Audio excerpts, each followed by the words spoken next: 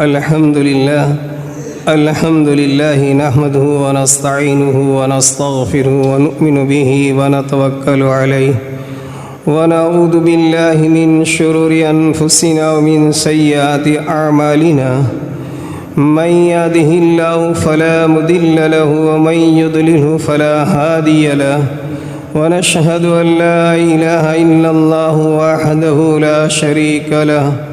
ونشهد أن سيدنا ومولانا محمدًا عبده ورسوله أرسله بالحق بشيرا ونذيرا وداعيا إلى الله بإذنه وسراجا منيرا وصلى الله تعالى عليه وعلى آله وأصحابه وبارك وسلم تسليما كثيرا أما بعد فقد قال الله سبحانه وتعالى في الكلام المجيد والفرقان الحميد أعوذ بالله من الشيطان الرجيم بسم الله الرحمن الرحيم وأقيموا الصلاة وآتوا الزكاة وأقرضوا الله قرضا حسنا وما تقدموا لأنفسكم من خير تجده عند الله هو خيرا وأعظم أجرا واستغفروا الله إن الله غفور رحيم. وقال تعالى والذين يكنزون الذهب والفضة ولا ينفقونها في سبيل الله فبشرهم بعذاب أليم يوم يحمى عليها في نار جهنم فتقوى بها جباههم وجنوبهم وظهورهم هذا ما كنزتم لأنفسكم فذوقوا ما كنتم تكنزون. صدق الله العلي العظيم وصدق رسوله النبي الأمي الكريم. محترم حضرات، یہ مقدس مہینہ رمضان المبارک کا مہینہ چل رہا ہے. اللہ رب العالمین کی توفیق اور احسان سے حق تعالی شانہ وعم نوالہ نے ہمیں پہلا عشرہ مکمل کرنے کی توفیق دی، کچھ اچھے اعمال کرنے کی توفیق دی. اب یہ دیگر عشرہ شروع ہو رہا ہے. اللہ رب العالمین نے مغفرت، رحمت اور عتق من النار یہ 3 عشرے بنائے ہیں. اب گویا کہ ہم مغفرت کے عشرے میں چل رہے ہیں. اور دوسرا یہ کہ اس مقدس مہینے میں عام طور پر مسلمانوں میں ایک دستور ہے، ایک رواج ہے کہ اپنے اوپر جو اسلامی احکام فرض کیے گئے ہیں ان میں سے ایک بڑا فرض جو ہیں وہ زکوٰۃ ہیں. اور عام طور پر لوگ زکوٰۃ کو اس مقدس مہینے میں ادا کرنے کی اور نکالنے کی فکر کرتے ہیں. اس کی کچھ وجوہات ہیں. ایک وجہ تو یہ ہے کہ ہم یہ سمجھتے ہیں کہ چونکہ اس مہینے میں نیک کام کرنے کا اجر و ثواب زیادہ ہیں، ایک فریضہ کی ادا کرنے کا ثواب 70 فرض کی ادا کرنے کے برابر ثواب ہوتا ہے،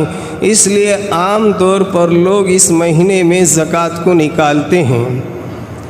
الحمدللہ زکوٰۃ جو ہیں وہ اللہ رب العالمین نے اسلام کے اراکین میں سے ایک اہم رکن قرار دیا ہے.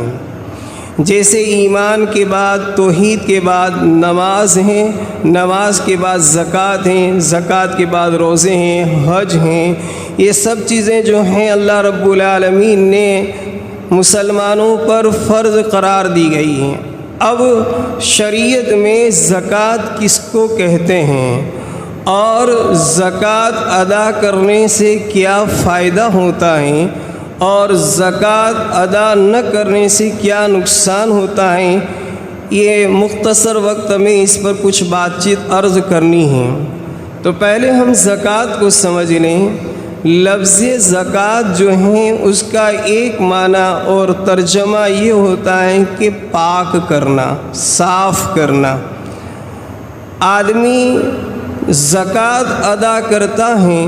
تو آدمی کا جسم بھی پاک ہو جاتا ہے، روح بھی پاک ہو جاتی ہیں اور آدمی کا مال بھی پاک ہو جاتا ہے. اور دوسرا زکوٰۃ کا معنی ہے نمو کے، بڑھوتری کے. زکوٰۃ کی ادا کرنے سے اللہ رب العالمین مال میں برکتیں عطا فرماتے ہیں اور مال میں اضافہ فرماتے ہیں۔ اب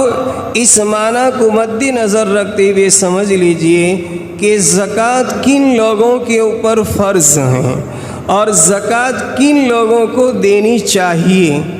تو یاد رہے کہ زکوٰۃ ان لوگوں کے اوپر فرض ہیں اور ان لوگوں کو نکالنا واجب اور ضروری ہے جن لوگوں کو شریعت کی نظر میں مالدار سمجھا جاتا ہے۔ شریعت کی نظر میں جو مالدار ہیں اس آدمی کے اوپر زکوٰۃ فرض ہیں۔ اب شریعت کی نظر میں مالدار کون ہیں؟ تو شریعت کی نظر میں مالدار آدمی وہ آدمی ہے کہ جس آدمی کے پاس اپنی ضرورت سے زائد 52.5 تولہ چاندی کا نقد مال ہو یا 52.5 تولہ چاندی ہو یا 7.5 تولہ سونا ہو، اس مقدار کا مال ہے، یا یہ ہے کہ اس مقدار کی چاندی ہے، یا یہ ہے کہ اس مقدار کا سونا ہے اور اس کے اوپر سال گزر گیا، تو ایسے آدمی پر زکوٰۃ کا نکالنا واجب اور فرض ہے۔ مثلا ایک آدمی ہے، اب اس کی ضرورتیں رہنے کا مکان ہے، کاروبار کے لیے دکانیں، کھیتی ہیں اور جو کچھ بھی ہے، اب اس کے پاس نقد رقم اتنی ہے کہ جس نقد رقم سے 52.5 تولہ چاندی آ سکتی ہے۔ مثلا اگر 500-600 روپے اگر چاندی تولہ ہیں اور اس کے پاس تقریباً 30,000 کی قیمت کا 35,000 کی قیمت نقد رقم ہے اور اس پر کسی قسم کا کوئی قرض وغیرہ نہیں ہے اور اس رقم کے اوپر سال گزر گیا، تو اس رقم کے اوپر زکوٰۃ کا نکالنا واجب اور فرض ہیں۔ اب کتنی زکوٰۃ نکالی جائے؟ تو مال میں سے 40واں حصہ زکوٰۃ کا نکالنا فرض ہے۔ مثلا 100 روپے ہیں تو 100 روپے کے اندر 2.5 روپے نکالنا ضروری ہے۔ اگر 25,000 روپے ہیں تو آپ سمجھ لیجئے کہ 40ویں حصے کے اعتبار سے تقریباً 650 روپے اس پر زکوٰۃ آئے گی۔ اگر 50,000 روپے ہیں تو 1250 روپے آئے گی، اور اگر لاکھ روپے ہیں تو 2500 2,500 زکوٰۃ کا نکالنا اس پر فرض ہے۔ آسانی کے لیے اس کو حساب سے سمجھ لیجئے کہ جتنی رقم بھی ہمارے پاس ہے اور اس پر سال گزر گیا ہے تو اس رقم کو 40ویں حصے سے بھاگا کار کر دے، تقسیم کر دے۔ یعنی اگر لاکھ روپے ہیں تو اس کو ہم 40 میں بھاگ دیں گے تو سیدھا 2500 کا حساب آئے گا۔ اب جتنی بھی رقم ہو، چاہے 50,000 ہے، 75,000 ہے، 80,000 ہے، لاکھ ہیں، 2 لاکھ ہیں، اس کو 40 میں تقسیم کر دیں، بھاگا کا کر دیں، تو اب بھاگا کا کرنے کے بعد جو رقم آئے گی وہ رقم زکوٰۃ کے اعتبار سے ہم پر فرض ہوگی۔ اب سال کیسے پورا ہو؟ تو یاد رہیں کہ جب مثلا ہم لوگ رمضان المبارک کے مہینے میں زکوٰۃ کو نکالتے ہیں تو اسلامی سال کے اعتبار سے اس سال اس مہینے میں رمضان المبارک کے پہلے دن ہم نے زکوٰۃ کا حساب کیا اور زکوٰۃ نکالنا شروع کر دیا، تو آئندہ رمضان کی 1 تاریخ کو اسلامی اعتبار سے سال پورا ہوگا۔ اب جو بھی رقم ہے پہلے رمضان میں گزشتہ 1 تاریخ کو کتنے ہمارے پاس تھے اور اس سال کتنے ہمارے پاس اب بچے ہوئے ہیں، ان تمام پر زکوٰۃ فرض ہیں۔ اب آیا پورے سال زکوٰۃ کی رقم کا رہنا ضروری ہے، یعنی اتنا مالدار ہونا ضروری ہے کہ پورے سال اتنی رقم ہمارے پاس رہنی چاہیے۔ تو یاد رہے کہ پورے سال مالدار ہونا ضروری نہیں ہے۔ سال کے شروع حصے میں ہم مالدار ہیں اور پھر سال کے آخری حصے میں ہم مالدار ہو گئے تو اب ہمیں سال کے شروع کے دنوں کا حساب کر کے سال کے آخر کا حساب کیا جائے۔ مثلا اس کو سمجھیے مثال سے کہ اس مہینے کی پہلی تاریخ کو ہمارے پاس 50,000 روپے ہیں۔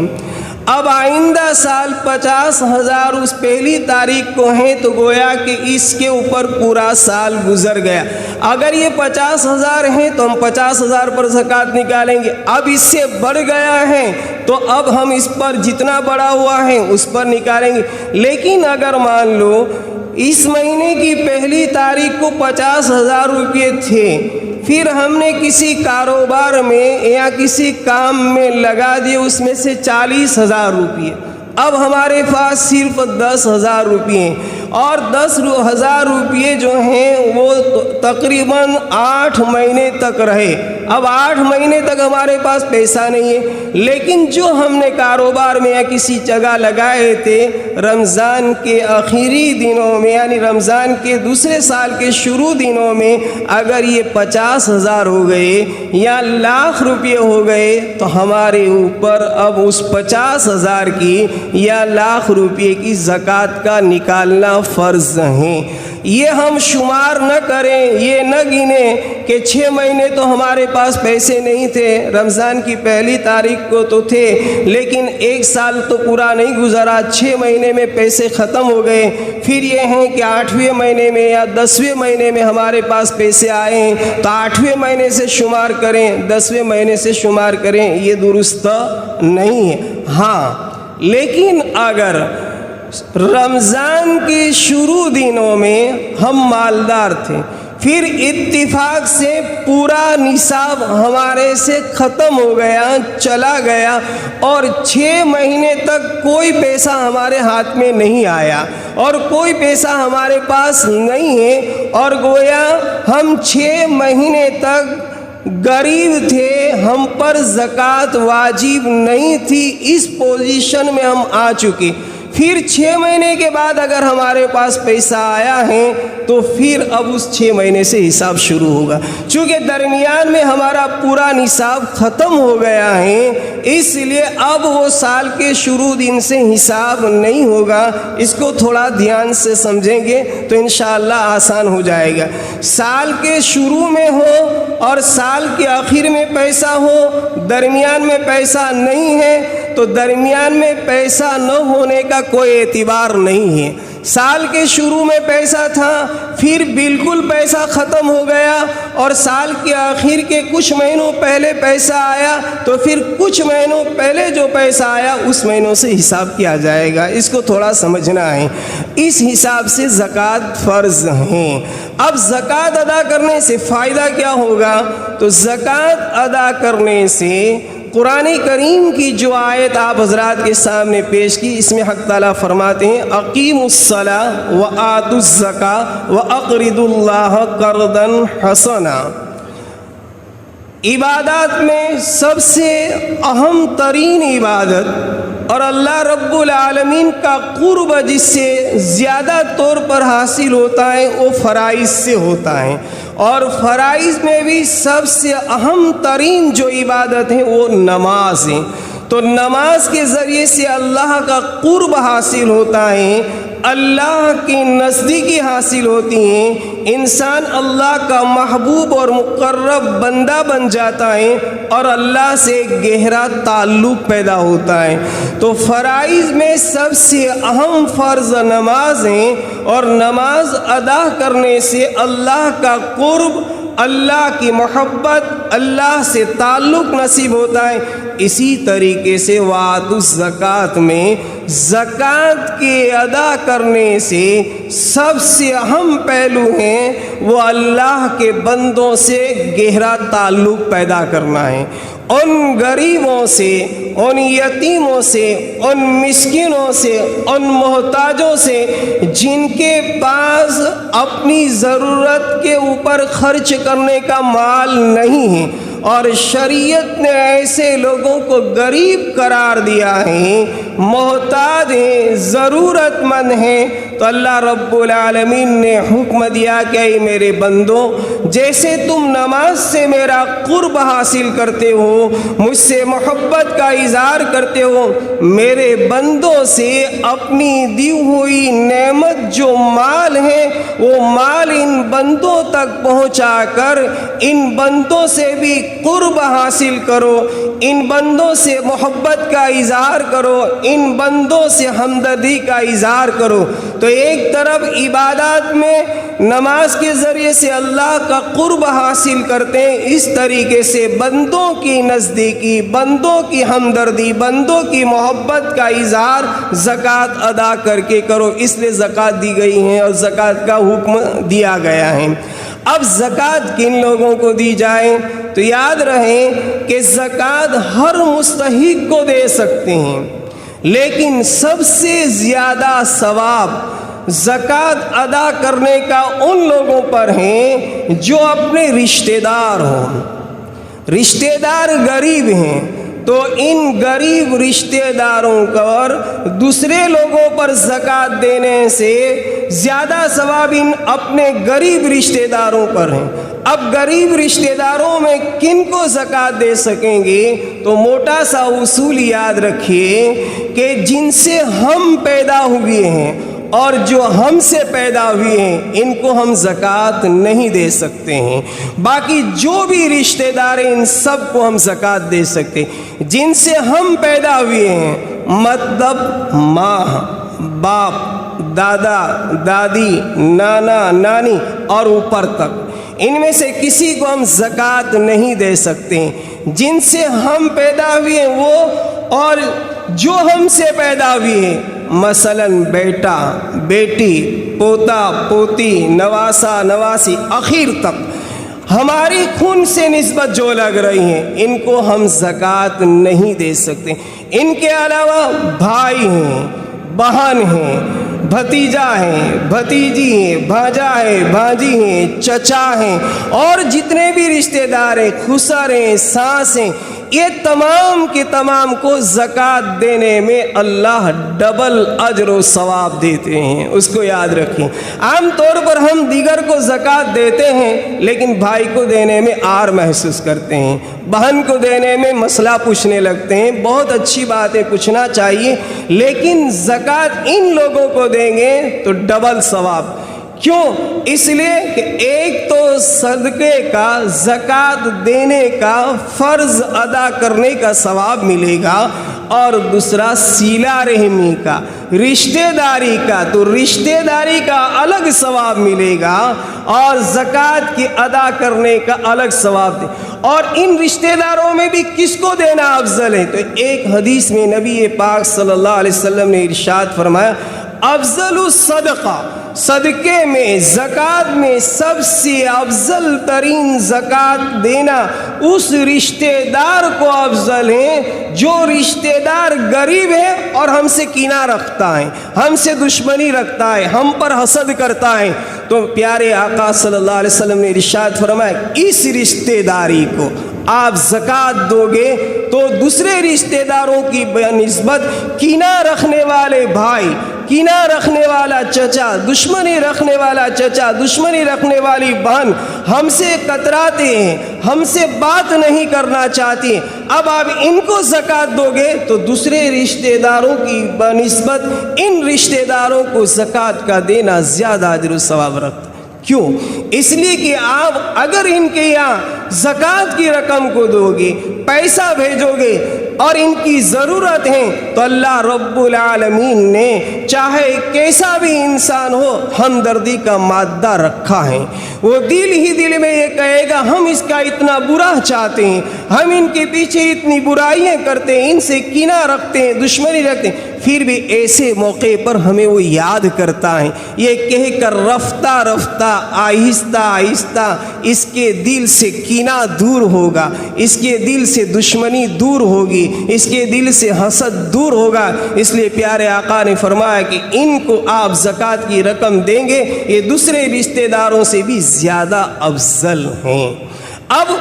آیا زکوٰۃ کی رقم کو زکوٰۃ کے کر ہی دینا چاہیے؟ یا یہ ہے کہ کسی بھی نام سے ہم دے سکتے ہیں؟ یاد رہے ہماری صحیح تحقیق ہو گئی کہ یہ آدمی زکوٰۃ کا مستحق ہے، اور یہ بھی یاد رہے کہ صحیح تحقیق کا کرنا فرض ہے، ضروری ہے۔ جیسے نماز فرض ہے تو نماز سے پہلے وضو کا کرنا فرض ہے، وضو کے فرائض کا جاننا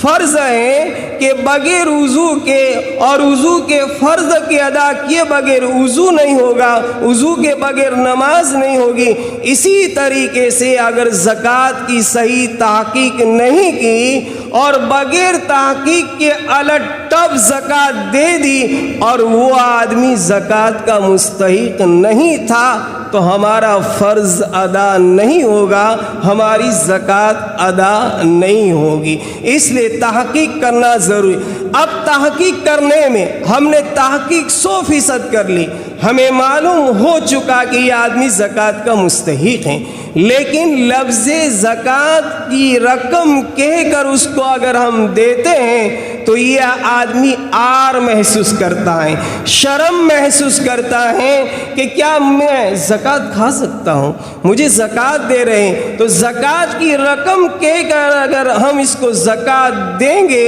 اور یہ زکوٰۃ نہیں لے گا اور حقیقت یہ ہے کہ یہ آدمی مستحق ہیں، تو فرمایا کہ اس کو زکوٰۃ کی رقم سے بھی آپ کو کہنا ضروری نہیں، بلکہ وہ زکوٰۃ کا مستحق ہیں تو آپ نے فرمایا کہ اس کو یہ کہہ کر بھی دے سکتے ہو کہ یہ میری طرف سے ہدیہ ہیں، یہ میری طرف سے گفٹ ہیں، یہ میری طرف سے بخشش ہے، حالانکہ ہے آپ کی کیا ہے، یہ زکوٰۃ ہیں۔ لیکن وہ آدمی زکوٰۃ کی رقم کھانا گوارا نہیں کرتا، اس کی عفت، اس کی پاک دامنی اور اس کا پاک صاف رہنا یہ اس بات کو گوارا نہیں کرتا ہے کہ لوگ مجھے زکوٰۃ دیں، اور حقیقت یہ ہے کہ وہ زکوٰۃ کا مستحق ہے۔ تو آپ نے فرمایا کہ زکوٰۃ کا نام بدل کر دو اور یہ کہہ دو کہ میری طرف سے بخشش ہیں، انعام ہیں، ہدیہ ہیں، اور آپ کی نیت زکوٰۃ کی، آپ کی زکوٰۃ ادا ہو جائے گی۔ قرآن کریم میں ایسے لوگوں کے بارے میں خود حق تعالیٰ فرماتے ہیں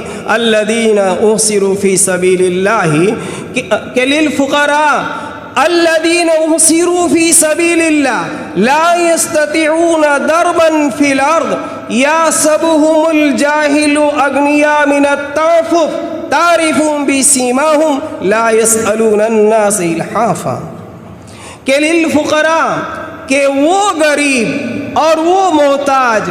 کہ جن کے پاس مال نہیں ہے اور وہ زکوٰۃ کے مستحق ہیں، اور یہ حضرات دینی کاموں کی بنا پر یا یہ ہے کہ اپنی دیگر ضرورتوں کی بنا پر یہ حضرات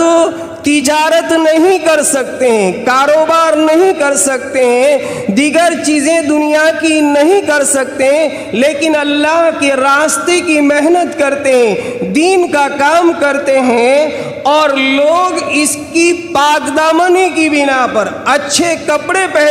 پہننے کی بنا پر، لوگوں سے سوال نہ کرنے کی بنا پر، اپنی غربت کا اظہار نہ کرنے کی بنا پر ناواقف لوگ اس کو مالدار سمجھتے ہیں، اور مالدار سمجھ کر اس کو زکوٰۃ نہیں دیتے، کیونکہ وہ لا یسألون الناس الحافا، یہ لوگ لوگوں سے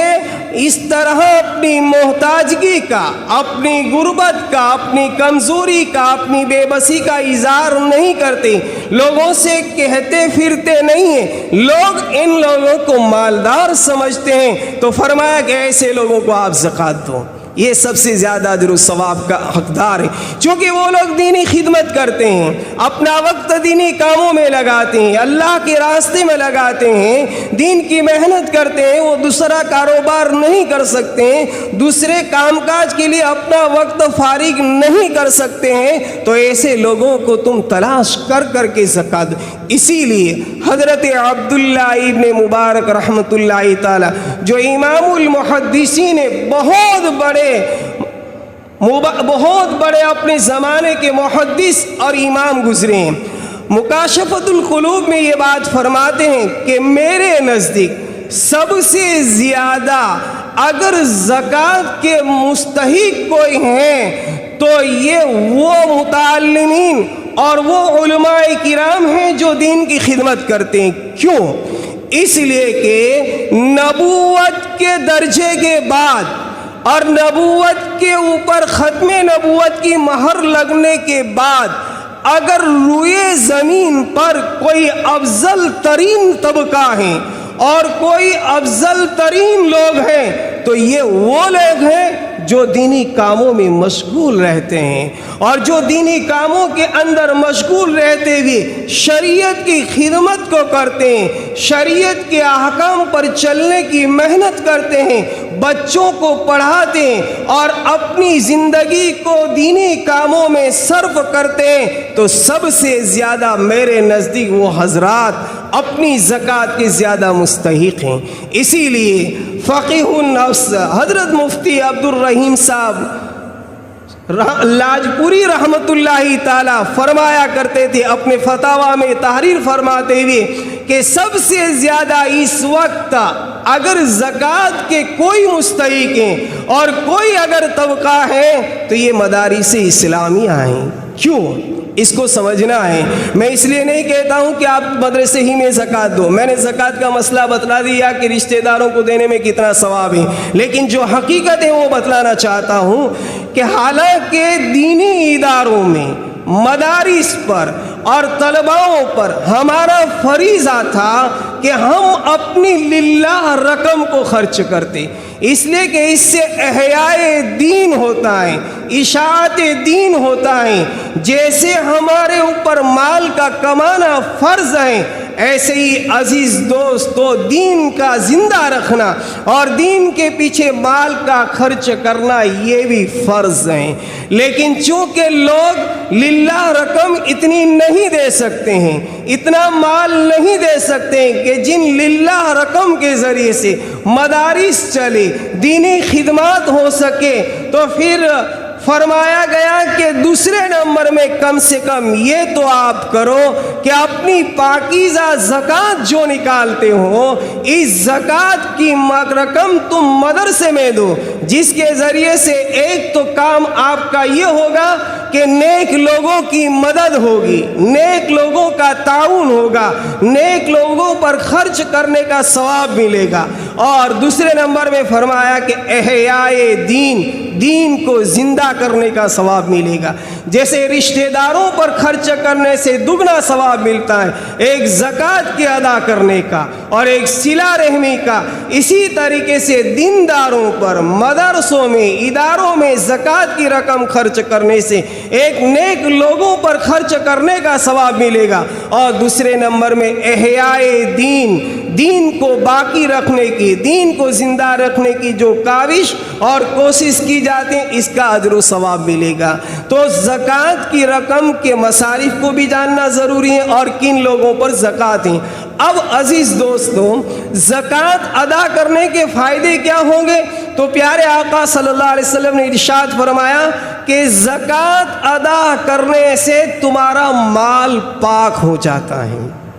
جیسے کپڑے پر گندگی لگتی ہے، کپڑا گندا ہو جاتا ہے، اس کی صفائی کے لیے صابن اور پانی کی ضرورت پڑتی ہے، اسی طریقے سے فرمایا کہ مال بھی گندا رہتا ہے جب تک کہ مال کے اندر سے زکوٰۃ کو ادا نہ کیا جائے۔ جب مال میں سے زکوٰۃ کو ادا کر دیتے ہیں تو پھر مال پاک اور صاف ہو جاتا ہے، اور جو زکوٰۃ کی رقم اس کو غسالۃ الناس اور اوساخ الناس کا ہے، لوگوں کا میل کچل۔ اسی لیے آل نبی کو، اہل بیت کو، سید کو، بنی ہاشم کو ہم زکوٰۃ نہیں دے سکتے، کیونکہ یہ زکوٰۃ کا مال جو ہے وہ غسالۃ الناس کہا گیا ہے اور یہ پاکیزہ آل ہیں، اس لیے پاکیزہ آل کو ہم زکوٰۃ کی رقم نہیں دے سکتے۔ اسی لیے ایک مرتبہ حضرت حسین رضی اللہ تعالیٰ عنہ چھوٹے بچے تھے، معلوم نہیں تھا، گھر میں کچھ